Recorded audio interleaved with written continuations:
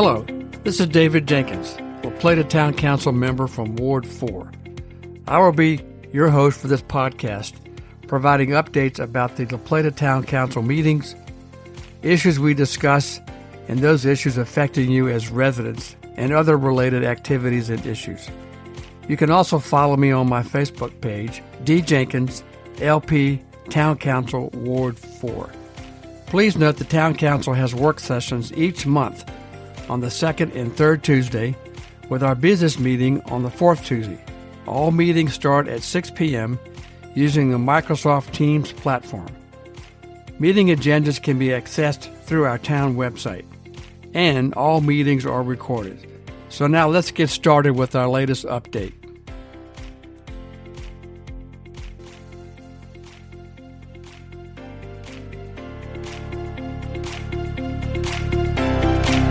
Hi, and welcome again to this latest episode of La Plata Ward 4 Update Podcast. This is David Jenkins, La Plata Town Council member from Ward 4, and your host for this podcast and my companion La Plata Ward 4 video update on YouTube.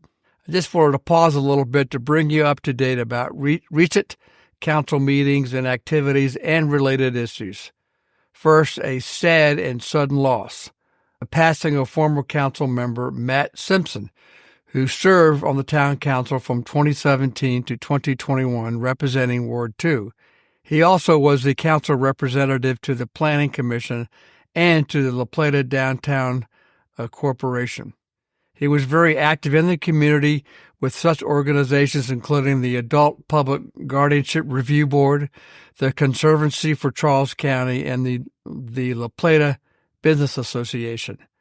As an attorney in private practice, he was a volunteer attorney with the Office of the Public Defender in Baltimore, and he also volunteered at Wills for Hero events, providing free wills, advance directives, and powers of attorney to first responders, including police officers, firefighters, and paramedics. His funeral was held on March 14th, and I had the sad duty or honor to provide my condolences at his passing at his funeral to his family. He will be missed, and my thoughts and prayers are with him and his family at this difficult time. So let's move on. A little update about our preparation for our FY 2025 budget. We had a work session back in January, and our next council budget work session is scheduled for April the 9th. Well, we'll review and discuss general fund budgets, that is, revenues and expected or proposed expenditures. So there's a link to my February 26, 2024 episode where I talk about the fiscal 2025 budget process. I'll provide this link in the podcast notes. Now I want to touch on two development projects that are in the town. First, one is called Magnolia Gardens. That's an apartment complex or a project located on the east side of Washington Avenue, across from Heritage Green Parkway. This is a property being developed by the Enterprise Community Development Incorporated, and they have recently closed on financing for this project for non-age restricted 9% low-income tax credit development. Therefore, they can provide affordable housing. So once complete, this project will feature 72 new apartments, and they will provide needed affordable housing apartments for the area's workforce. There are, again, 4 garden apartment buildings. They will have 1, 2, and 3 bedroom affordable units, serving households at income levels from 20% of the area median income to market rate. 12 apartments will be available for families and persons with disabilities and with incomes at 30% of the average income levels in the area.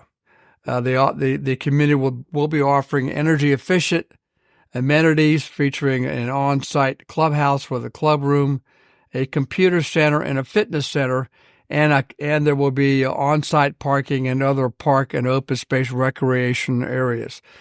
This particular nonprofit is located or wanted to locate in the La Plata area due to our high ownership rate, our high median income, our excellent county schools.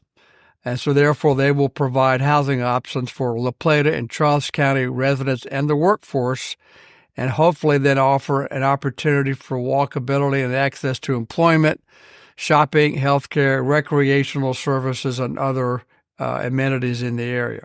Please note that the project was approved by the Town Planning Commission in 2022, consistent with our 2020 comprehensive plan. And in a related, connected matter, this project does fill the need for housing in Maryland, where we have a shortage in the state of Maryland of 96,000 dwelling units. There is currently, during the current session of the Maryland General Assembly, there are some proposed legislation to address this shortage. These three bills are, one is called the Housing Expansion and Affordability Act. This would allow for taller or denser development that would otherwise not be allowed by local zoning ordinances or laws. The second proposed legislation is called the Housing and Community Development Financing Act of 2024, and this would create a new state-owned financial institution known as the Maryland Community Investment Corporation that could fund community development projects around the state, but not limited to just affordable housing. And finally, there's a final bill. It's called the Renters' Rights and Housing Stabilization Act of 2024. This would help a bunch or combine new tenant protections for renters. This would include a new state office of tenant rights, which would educate and assist renters. And when a renter signs a lease, renters would receive a tenant's bill of rights. So to find out more about these bills and the impact, and frankly how Maryland feels about it, there's an organization called Greater Washington, which commissioned a poll from YouGov.Blue, which surveyed 814 voters across the state between February 14th and February 28th of this year. There's some interesting, and I'll briefly summarize those. 81% of Marylanders say housing has become less affordable in their community. 72% agree it's time for state government to step in and do something about this affordability issue. 60% of those surveys say that their local governments aren't doing enough to increase housing options for every budget. Nearly half of Maryland voters say they'd be less likely to support state legislators who vote against policies aimed at lowering housing costs. Approving income-restricted housing developments faster, 66% of Marylanders like this particular idea. 62% a favor for allowing more income-restricted housing near transit, and 61% are in favor of allowing nonprofits and religious institutions to build income-restricted housing or homes on their land. So I'll provide a link to the full report about this particular poll. Now, the next brief overview of a project in the town is called Stagecoach.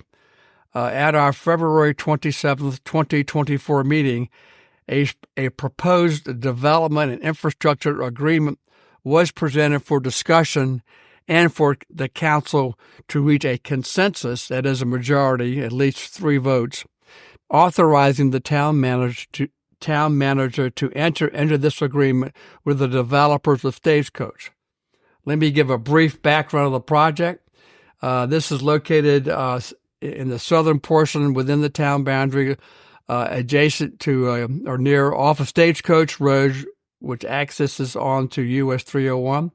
This particular property was annexed into the town in March of 1996 and is zoned R5, which allows 5,000 square foot lots, and some other mixed-use housing is also allowed.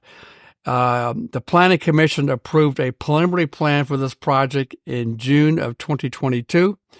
There's been no activity, so the developers have requested a preliminary plan extension, and that was approved by the Planning Commission in May of 2023. In summary, the development, it proposes 636 dwelling units. There would be 6 phases of development over a number of years. Of those units, 322 are single-family dwellings, which is 50% of the total, approximately 50% of the total. 254 of the units are townhouses, which is approximately 39% of the total units. And then 60 are duplex units, which is 9% of the total 636 dwelling units. So just to be very transparent and clear, again, we don't necessarily have to approve this particular agreement. The process is we would have a consensus to authorize the town manager to sign the agreement. I was against providing this consensus, so I voted against it, or I did not agree. The vote was, or at least the consensus was 4-1 with me in the opposition regarding a council consensus authorizing the town manager to enter into this agreement. And I did so for the following reasons. And again, this is my opinion as one town council member. I don't believe the town has full control in providing all the infrastructure needed, particularly water supply, because this is going to be dependent, as we always have been, on working with the state Maryland Department of the Environment and Charles County to reach a fair and equitable water sharing agreement. And there are also some other related issues. I also believe, finally, that this sets a bad precedent that others could use or other developments could use, but again, based upon providing infrastructure that the town does not necessarily fully control. So I just wanted to be very transparent. So I assume by now that agreement has been signed as authorized by the town council without my vote to enter into that agreement. So again, I just wanted to bring you up to speed on these particular projects. Finally, as spring is here, we now are looking forward to the spring weather and the 2024 opening of the La Plata's Farmer Market, which will open on April the 6th and will be in operation through November the 30th. So they're open on Saturdays and Wednesdays. So that gives you 2 days to take advantage of that market. It operates rain or shine between 9 a.m. and 2 p.m.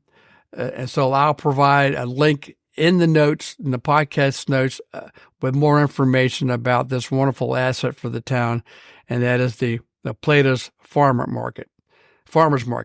So that's it for this particular episode. So I appreciate you listening. Again, my ask is please continue to engage with the town and with me with your questions and or comments. And my email address is djenkins@townoflaplata.com. I'm sorry, correction, djenkins@townoflaplata.org. I need your input to make good decisions on your behalf. Again, I'm not the expert, and I don't know everything about the very complex issues that we're dealing with. My other ask is, again, please attend our meetings, either in person, virtually, or you can watch the recording on YouTube. This is particularly important now as we go through the preparation of our FY 2025 budget. So again, thanks for listening and enjoy the upcoming spring weather.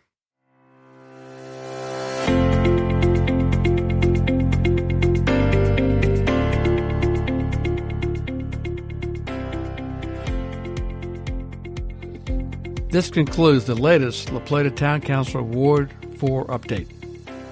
I hope you find this podcast informative and useful. So let me know what you think. I look forward to speaking to you again and listening to your questions and concerns. To reach me, my email address is djenkins@townoflaplata.org, or my cell phone number is 301-263-3471. Thanks for listening. Talk to you soon.